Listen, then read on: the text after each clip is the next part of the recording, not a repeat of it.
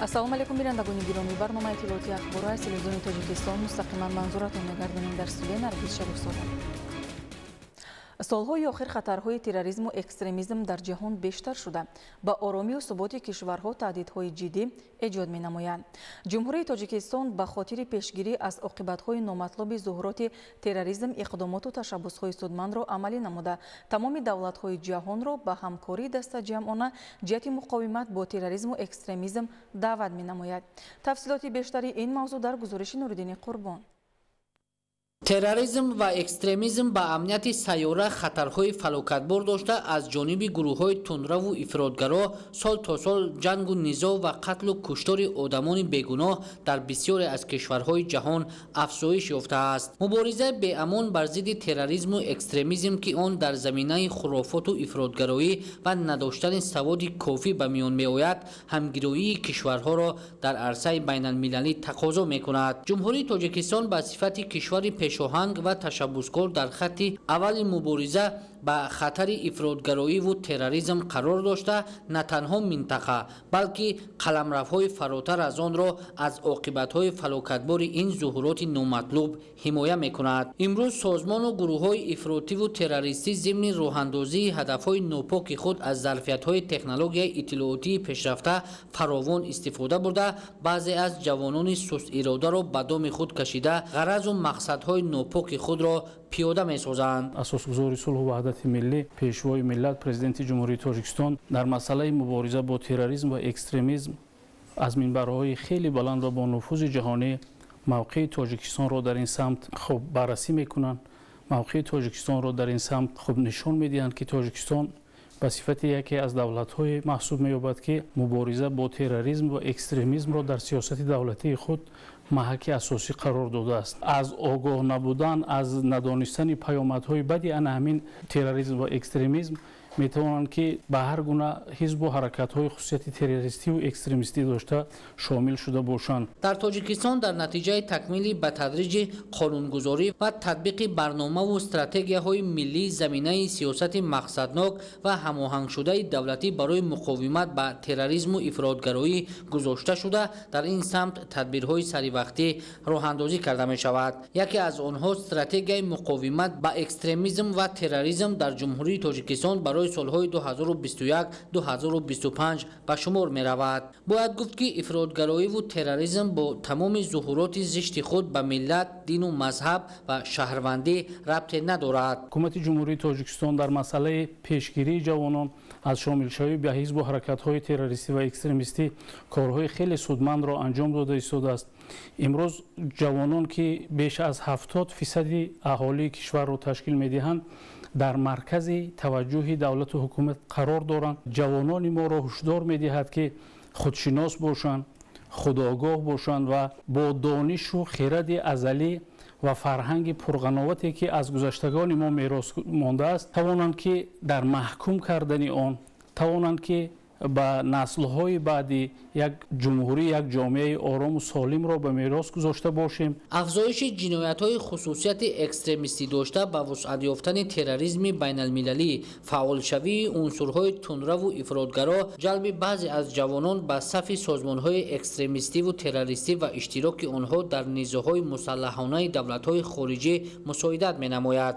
ҷумҳурии тоҷикистон ҳамеша ҷонибдори сулҳу субот дар сайёра, ҷаҳони бидуни ҷангу низоъ, густариши ҳамкориву шарикии баробар ва судманди ҳамаи кишварҳои олам, таъмини амнияти ҷаҳониву минтақавӣ бо роҳи созишу муколамаи созанда бар асоси оинномаи созмони милали муттаҳид мебошад. дар шароити зудтағйирёбандаи ҷаҳони муосир, волидайн ва аҳли ҷомеаро зарур аст ки ба тарбияи дурусти фарзандон ва тақвият бахшидани худшиносии миллии онҳо бештар таваҷҷӯҳ намоянд, зеро насли солим ва ҷавони худогоҳ метавонад дар оянда ҳифзкунандаи давлату миллат ва таҳкимбахши истиқлолияти давлатии ҷумҳурии тоҷикистон бошад. Нуриддини Қурбон, Баҳодур Қурбонзода, мақсади мақсад барои барномаи ахбор.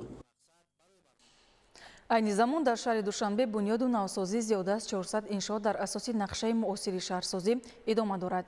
Бо шарофати истиқлолияти давлатӣ, таҳкими созандагиҳо ва бунёду навсозӣ, иншооти истеҳсолию хизматрасонӣ ба рушди дучанди соҳаҳои гуногуни иқтисодию иҷтимоӣ мусоидат намуд. Наврӯзшоҳи Азизулло гузориш медиҳад. танҳо давоми 7 соли охир дар шаҳри Душанбе зиёда аз 1300 иншооти истеҳсолию хизматрасонӣ сохта ба истифода дода шудааст. имрӯз ҳадафи мақомоти иҷроияи ҳокимияти давлатии шаҳри Душанбе ба татбиқи нақшаҳое равона карда шудааст, ки пойтахтро ба намунаи асосии шаҳрсозию шаҳрдорӣ дар дунё табдил диҳад. танҳо давоми 7 соли охир дар шаҳри Душанбе бунёду навсозии наздики 160 километр роҳ, 4 пули автомобилгарду қаторгард, 2 роҳи дусатҳа ва 90 коргоҳу корхонаи саноатӣ бо 10 000 ҷойкорӣ ба анҷом расонида шудааст. инчунин давоми солҳои 2017-2023 дар пойтахти мамлакат 50 муассисаи таҳсилоти миёнаи умумӣ бо 61 627 ҷойнишаст дар 2 баст ва 45 муассисаи томактабӣ бо тарҳи замонавӣ барои 5434 тарбиятгиранда мавриди истифода қарор гирифтааст. ҳамчунин 17 боғи фарҳангию фароғатӣ бунёду навсозӣ гардида кӯчаю хиёбонҳои шаҳр бо унсурҳои миллӣ оро ва чароғон карда шуданд. дар маҷмӯъ ҳама ин дар асоси иҷрои намунавии дастуру супоришҳои роҳбари давлат аз ҷониби шаҳрдорӣ анҷом дода шуда имкон фароҳам овард, ки Душанбе дар арсаи байналмилалӣ ҳамчун шаҳри ҷавону дар ҳоли рушди намунавӣ эътироф карда шавад. дар 5-6 соли охир мо шоҳиди он гардидем, ки Душанбе симои худро куллан дигаргун намуд. санъати меъморӣ, санъати умуман шаҳрсозӣ дар мо рушд кард ва бори нахуст мо шоҳиди он гаштем, ки шаҳри Душанбе ҳамчун яке аз шаҳрҳои зебо, яке аз марказҳои илмии фарҳангӣ ба як суръати беназир, ба як суръати тез рушд намуд.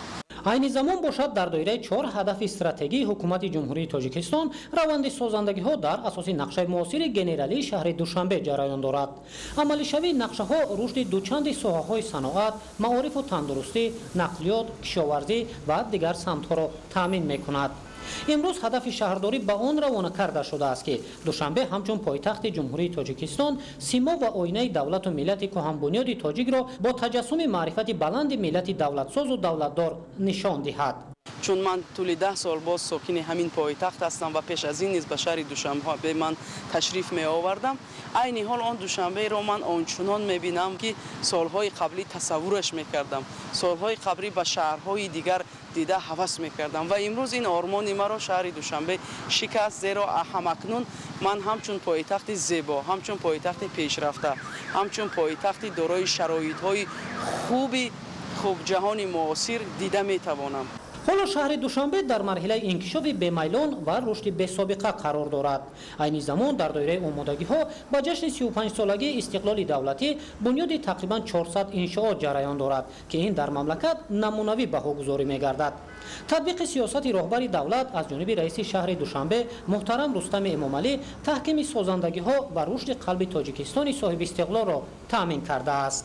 ин ҳама пеш аз ҳама ба баракати истиқлолияти давлатӣ аст ва тинҷию осоиштагие, ки ваҳдати миллӣ ба мо дод ва ҳамин оромиш, ҳамин осоиштагӣ, ҳамин тинҷӣ, сулҳу суботе, ки дар пойтахти азиземон дар ҷумҳурии Тоҷикистон бо заҳматҳои пайгиронаи пешвои муаззами миллат пойдор аст ва ҳамин осудагӣ ба мо имкон дод, ба шаҳрдори мо имкон додааст, ки чунин тараққиётро ба даст биёрад пойтахти Тоҷикистон шаҳри Душанбе ва ҳамакнун шукргузорӣ аз ҳамаи ин пешрафтҳо, аз ҳамаи ин осудагию тинҷӣ, аз ваҳдати миллӣ ҳар як шаҳрванди ҷумҳурии Тоҷикистонро мебояд зери сиёсати хиратмандонаи пешвои муаззами миллат муттаҳид гардем ва ҳамин фарҳанги миллии худро, шаҳри худро, пойтахти азизи худро, арзишҳои миллии худро ҳифз намоем. сулҳу дӯстӣ, оромӣ, ваҳдати миллӣ, ки ба осонӣ ба мо тоҷикон муяссар нагардидааст, бояд ҳамчун гавҳари шаш мо онро то абад ҳифз намоем. ҳифз намудани он метавонад хуб некуаҳволии мардуми тоҷикро бозам дучанд рушд диҳад ва баракати зиндагии моро афзун намояд. таҳлилҳо нишон медиҳад, ки таҳкими созандагиҳо дар доираи нақшаи генералӣ рушди намунавии соҳаҳои иқтисодию иҷтимоии Душанберо таъмин намудааст. با این اینفراساختاری زمانوی، تکمیل آن و تطبیق نقشه‌های نو، دوشنبه به شهر میزبان کلانترین چهاربینی‌های سیاسی و فرهنگی و ورزشی جهان تبدیل یافته، دیدن قلب تاجیکستان مرام همیشگی ساکنان سیاره می‌گردد. زیرا میوه‌های استقلال سعادت ملت تاجیک را پیوسته افزون می‌کند. نوروزشاه عزیزالله فرهاد واسع، مقصد اخبار. کشاورزان ولایت ختلان در تامین بازار استعمالی با محصولات تر و تازه و خوشصفت وطنی سهمی باریز دارند. عین حال جمع‌آوری زردآلو در منطقه‌های گرم حدود ولایت آغاز شده، صادرات آن به خارج کشور به راه مانده شده است. گزارش سمندرشاه و اسکندری سعید. کشاورزان ولایت ختلان با استفاده از باد و هوا و اقلیم سازگار در ساحه کشاورزی نشان دهنده های بلند مهنتی را صاحبند. در این وادی در نتیجه مهنت صافدلانه و اجرای درست اگروتکنیکای کشت و پرورش می توانند در چند فصل حاصل گوناگون محصولات کشاورزی را به دست آورند. طور مشاهده می گردد سال از سال دهقانان تجربه با کاری اندوخته راههای منفعت بخش کار خواجگیداری را پیشه کردند که از این حساب هم بازه مادی و تکنیکی خواجگی مستحکم و هم سطح روزگارشان بهتر گردیده است. ناحیه قبادیان که اقلیمش نسبت به دیگر شهر و ناحیه‌های ولایت گرمتر است، نزدیک 10 روز می شود که باغدارانش به جمع‌آوری زردآلو شروع کردند. در خواجگی نهال پروری ناحیه که میدان باغ زردآلو خیلی زیاد است، صاحبکاران کشور با مقصد صادرات نمودن میوه خوش‌طعم وطنی با خواجگیداران شرطنامه بسته، همه روزه محصول رنج باغپروران را به دیگر دولت‌ها انتقال داده ایستادند. امسال کشاورزان ناحیه قبادیان علاقه سبزیجات باروقتی از آن جمله پیاز و اینچنین قسما کارتوشکا را جمع‌آوری کرده ایستاده و اینچنین در سمت باغپروری علاقه من محصولاتی که صادرات کرده می شود از آن جمله زردآلو را من خیلی حاصل فراوان است. از طرف صاحبکاران حاصل به تلافت جمع‌آوری کرده همه ساله برای صادرات آماده تیار کرده، علاقه صادرات سر کردن. ما کوشش میکنیم و کاربری میکنیم در یک جایی خواجگی کشاورزی ناحیه قطی محصولاتی که تیار شده است به تلافات جمع‌آوری نموده برای صادرات به دولت‌های خارجه پیشنهاد نماییم. طور ذکر شد میوه مقیاس ولایت ختلان صفتا خوب بوده، از جهت اکولوژی تازه بودنشان بیرون از کشور نیز خریداران زیاد پیدا نموده است. این است که همه ساله از این باغ‌ها حاصل زیاد پیشکش بازارهای خارج از کشور گردانیده می شود. حاصل امسال زردآلو نسبتا خوب بوده، باغداران مقصد دارند حاصل آن را به طرف جمع‌آوری کرده پیشنهاد ساکنان و صاحبکاران مملکت گردانند.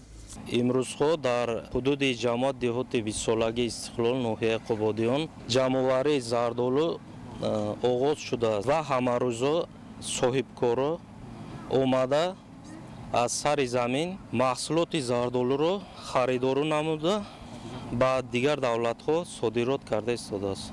کشاورزان و ساکنان ناحیه دوستی بیشتر به سبزیجاتکاری میل و رغبت زیاد داشته، همه ساله از اولینها شده بازارهای مملکت را با محصولات تر و تازه بروقتی تامین می‌نمایند. امروزها دهقانان جماعت دهات نوری بخش ناحیه صادرات لبلبای سرخ را به راه ماندند که صاحبکاران این محصولات که خصوصیت طبابتی دارد بیشتر به منطقه‌های گوناگون فدراسیون روسیه انتقال داده ایستادند. یک ماه زیادتر شد، علاقه 400 تن صادرات کردیم. لبلبی سرخ، کبچکی، کرمی سرخ با آینده را تا 1000 تن میرسانیم. خوراک سبزیجات بهترین شه فدراسیون روسیه قزاقستان صادرات کرده ایستادیم. طلبات به میوه و سبزیجات جمهوری تاجیکستان صاحبکاران را روح‌بلند گردانیده تلاش می‌نمایند که همه روزه حاصل رسیده را به تلف جمع‌آوری نموده به صادرات برآورند. سمندرشاه اسکندری سعید، ولایت ختلان، اخبار. در شهر گلستان ولایت سوغ نزدیک 50 کارگاه و کارخانه‌های صنعتی مال و محصولاتی را استحصال می‌کنند که طلبات به آن بیشتر است. طی سال‌های اخیر در شهر با مقصد تامین بازار داخلی و صادرات محصولات به خارج مملکت روند بنیاد کارگاه و کارخانه‌های صنعتی وسعت می‌یابد. معلوماتی بیشتر در گزارش عبدالوهاب عبدالستار و دلشاد یوسفی. соли гузашта дар шаҳри Гулистони вилояти Суғ дар заминаи таваҷҷӯҳи рӯзафзуни ҳукумати ҷумҳурии Тоҷикистон татбиқи ҳадафи чоруми миллӣ, саноатикунонии босуръати мамлакат ва пешниҳоди имтиёзу сабукиҳо ҷиҳати ворид намудани хатҳои муосири технологӣ 8 коргоҳу корхонаи нави истеҳсолӣ бо фарогирии бештар аз 100 ҷойи корӣ мавриди баҳрабардорӣ қарор дода шуд. дар коргоҳу корхонаҳои саноатии шаҳри Гулистон ки дар маҷмӯъ 44 ададро ташкил медиҳад, наздики 100 номгӯи молу маҳсулот истеҳсол карда мешавад. имсол бошад дар шаҳр бояд 6 коргоҳу корхонаи нави саноатӣ ташкил карда шавад ки дар ин самт корҳо бо маром идома дорад. дар раванди бунёду ба кор даровардани коргоҳу корхонаҳои саноатӣ саҳми соҳибкорон ва сармоягузорони дохилию хориҷӣ бештар аст. имрӯзҳо дар минтақаи саноатии шаҳри Гулистон корҳои барқарорсозӣ дар корхонаи металлургии ҷамъияти дорои масъулияти маҳдуди Маҳмуд ва компания ки дар гузашта аз фаъолият боз монда буд бо маром идома дорад. оянда дар ин корхона асосан арматура ва секунҷаю чоркунҷаҳои металлӣ ки дар сохтмони бинову иншооти гуногун махсусан биноҳои бисёр ошёна масолиҳи асосӣ ба шумор мераванд истеҳсол карда мешаванд. барқарорсозии корхонаи мазкур бо маблағгузории соҳибкорони ҷумҳурии Ӯзбекистон амалӣ гардида бо мавриди баҳрабардорӣ қарор гирифтани он бештар аз 300 нафар бо ҷойи кор таъмин мешаванд ва муҳимтар аз ҳама вобастагии бозори дохилӣ аз молҳои воридотӣ коҳиш меёбад. Birodar o'zbek tojik xalqlarini ko'p yillik qo'shnichilik халқҳои Тоҷикистон ва Ӯзбекистон дӯстию муносибати неки ҳамсоягӣ доду гирифти молу маҳсулот доранд. қарордодҳои ҷумҳурии Тоҷикистон ва ҷумҳурии Ӯзбекистон оид ба ҳамкориҳои иқтисодӣ ба мо имкон дод ки ширкати мо тасмим гирифт дар минтақаи саноатии шаҳри Гулистон лоиҳаи калон ба кор андохтани корхонаи истеҳсоли маҳсулоти металлиро татбиқ намояд. мутахассисони ҷумҳурии Тоҷикистон, ҷумҳурии Ӯзбекистон ва ҷумҳурии халқии Хитой якҷоя корҳоро ба роҳ монда корҳои барқарорсозӣ идома дорад ки оянда то 300-350 ҷойҳои нави корӣ ташкил мешавад ва дар корхона барои сохтмонҳо якчанд номгӯи маҳсулот истеҳсол мегардад. мо кӯшиш мекунем ки корхонаро то моҳи июли соли равон ба истифода диҳем. ҳамзамон дар минтақаи саноатии шаҳри Гулистон бунёди корхонаи истеҳсоли ноқилҳои барқӣ ва қубурҳои полиэтиленӣ идома дорад. иттилоъ дода шуд ки дар ин корхона истеҳсоли бештар аз 30 намуди ноқилҳои барқӣ ва қубурҳои полиэтилении андозаашон гуногун ба роҳ монда шуда маҳсулоти истеҳсолии ин корхона ивазкунандаи воридот мебошад. дар ин ду коргоҳ корҳои сохтмонӣ дар ҳоли анҷомёбӣ қарор дошта рӯзҳои наздик васлу насби хатҳои технологӣ шурӯъ мешавад ки ҳамаи он аз хориҷи кишвар ворид карда шудааст. дар ҷамъияти дорои масъулияти маҳдуди Тиглат дар ояндаи наздик истеҳсоли рангҳои сохтмонӣ ба роҳ монда мешавад. то ин замон дастгоҳу таҷҳизот аз ҷумҳурии халқии Хитой ва давлати Туркия ворид карда шуда маҳсулот мутобиқ ба стандартҳои ҷаҳонӣ истеҳсол мегардад. дар натиҷаи ба фаъолият оғоз намудани коргоҳи рангбарории ҷамъияти дорои масъулияти маҳдуди Тиглат 50 нафар бо ҷойи кор ва маоши хуб таъмин мешаванд. таъкид гардид ки ҳадафи ҳукумати ҷумҳурии Тоҷикистон мусоидат ба шуғли аҳолӣ, баланд бардоштани сатҳи зиндагии мардум ва рушди иқтисоди миллӣ мебошад. дар заминаи дастгириҳои давлатии соҳибкорон корхонаҳои нав бунёд намуда барои амалӣ шудани ҳадафи чоруми миллӣ саноатикунонии босуръати мамлакат саҳми арзанда мегузоранд. мавриди зикр аст ки давоми 3 моҳи аввали соли равон корхонаҳои саноатии шаҳри Гулистон ба маблағи 767 миллиону 288 ҳазор сомонӣ маҳсулот истеҳсол намудаанд. абдуваҳоби абдусаттор, Дилшод Юсуфӣ, шаҳри Гулистон, ахбор. бинандагони гиромӣ, дар ҳамин ҷо барномаи иттилоъоти ахбор ба анҷом мерасад. хайр, саломат бошед.